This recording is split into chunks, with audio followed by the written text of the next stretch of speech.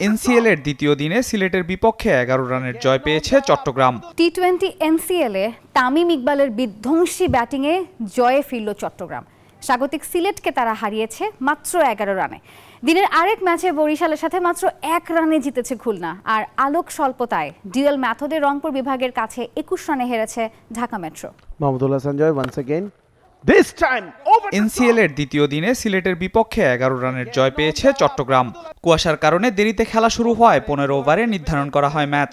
আগে ব্যাট করতে নেমে তামিম ইকবালের 33 বলে 65 রানের ঝোড়ো ইনিংসে সিলেটকে 145 রানের টার্গেট দেয় চট্টগ্রাম।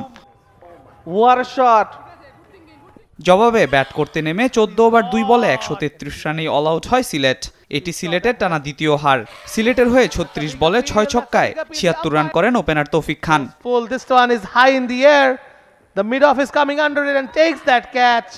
দিনের আরেক ম্যাচে আগে ব্যাট করে 9 উইকেটে স্কোরবোর্ডে 130 রান তোলে খুলনা।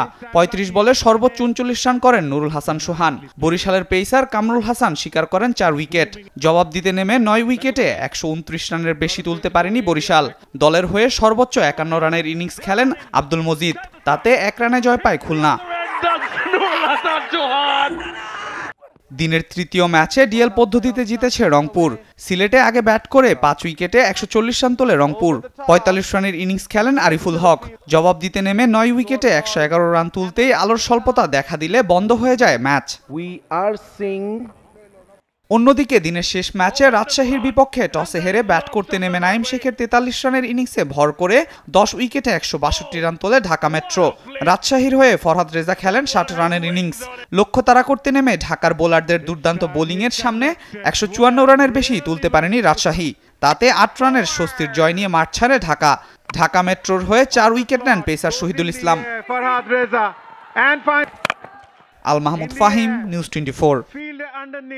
At long on.